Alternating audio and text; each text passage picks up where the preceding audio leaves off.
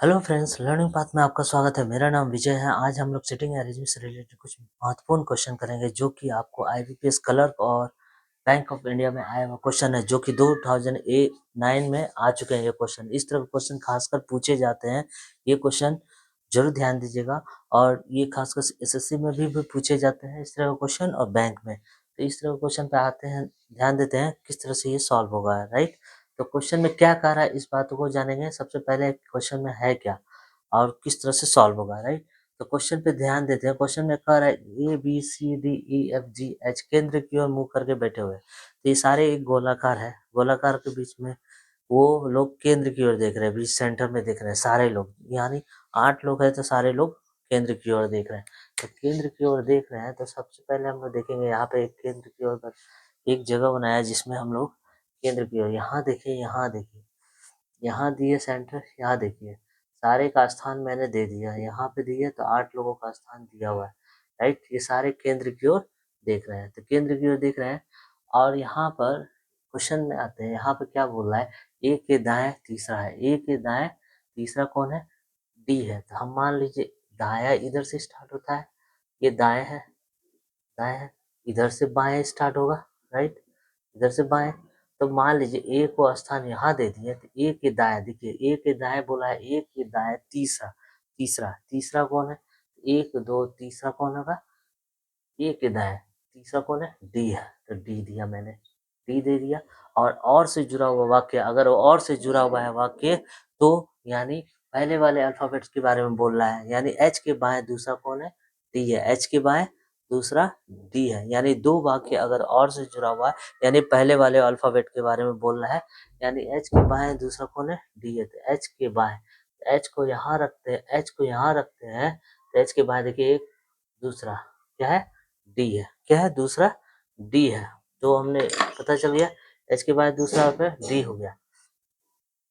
अब आते हैं सी के बाद दूसरा कौन है? सी के बाद दूसरा बी। देखिए सी के बाद दूसरा कौन है? बी है। सी के बाद दूसरा, लेकिन ए और डी का पड़ोसी नहीं होगा, लेकिन जो से अगर जुड़ा हुआ वाक्य है यानी ए और डी का पड़ोसी नहीं होगा। तो ए और डी का पड़ोसी कौन नहीं होगा? सी नहीं होगा। अगर जो से अगर जुड़ा हुआ है तो सेकेंड वाले अल्फाबेट के बारे में तुलना कर रहा हो, यानी सेकेंड वाले अल्फाबेट में अगर जो से वाक्य जुड़ा हो तभी हम करेंगे, यानी सेकेंड वाला अल्फाबेट यानी ये सी, सी के बारे में बोल रहा है। ए और डी का पड़ोसी नहीं होगा, तो यहाँ सी नहीं हो सकता है, इस जगह पे सी नहीं हो सकता, इस जगह पे सी नहीं हो सकता, इस जगह, क्योंकि डी का पड़ोसी ये भी है, ये भी है, ये भी है और ये भी है। राइट, अब हम लोग देखते हैं सी। तो सी का स्थान एक यही बचा, सी का स्थान यहाँ बचा। सी के बाएं, सी के बाएं दूसरा एक, दो, दूसरा कौन है? बी है। तो मैंने बी दे दिया। ठीक है, अब बोला गया है कि जी के दाएं तीसरा कौन है? ई है। जी के दाएं, जी अब कोई स्थान है नहीं तो जी यहाँ हो सकता है। जी के दाएं, जी को अगर यहाँ रख सकते हैं तो जी के दाएं एक, एक दो, तीसरा कौन होगा? ई। अब बचा कौन सा अल्फाबेट? अल्फाबेट तो एफ बचा। ठीक है, अब आते हैं क्वेश्चन पे। डी के तुरंत दाएं कौन है? डी के तुरंत दाएं कौन है? बी। डी के तुरंत दाएं, दाएं देखिए, दाएं ऐसे जा रहा है तो डी के तुरंत दाएं कौन होगा? बी होगा। डी के तुरंत दाएं बी होगा। एफ के बाएं दूसरा कौन है? एफ के बाएं, बाएं दूसरा कौन है? जी। देखिए बाएं इधर से जाएगा, ए और बी, ए देखिए बाएं इधर से गया, ए और जी, तो जी होगा।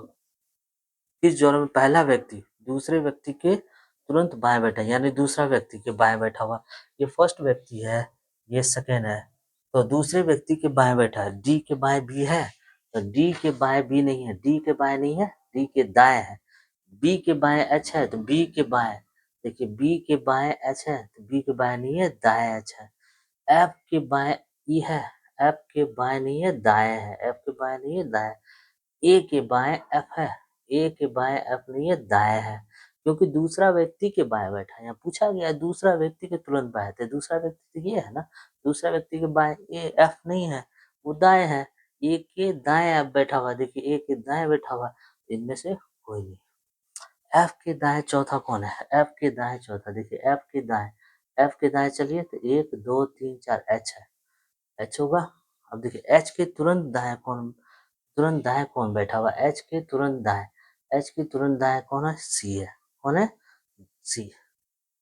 अब आते हैं निम्नलिखित में अंतिम अंतिम व्यक्ति है। देखिए, अंतिम व्यक्ति पहले और दूसरे व्यक्ति के बीच में बैठा हुआ अंतिम व्यक्ति, यानी लास्ट का व्यक्ति। ये लास्ट वाला है, ये फर्स्ट है, सेकेंड है, ये लास्ट है। यानी अंतिम व्यक्ति कौन हुआ? अंतिम व्यक्ति पहले और दूसरे के बीच में बैठा, यानी ई और बी के बीच में डी बैठा हुआ। ई और बी के बीच में डी बैठा है, राइट? ये सही है, बाकी गलत। ठीक है, इस तरह से आप क्वेश्चन को सॉल्व कर सकते हैं। और मैंने इसके पहले भी बताया कि नज़दीकी वर्ड को सबसे पहले लीजिएगा, उसके बाद आप सेंटर में बैठाइएगा, उसके बाद किसे कहाँ बैठाना है क्वेश्चन के अनुसार बैठाइएगा। इस तरह से क्वेश्चन जल्द से जल्द सॉल्व करें।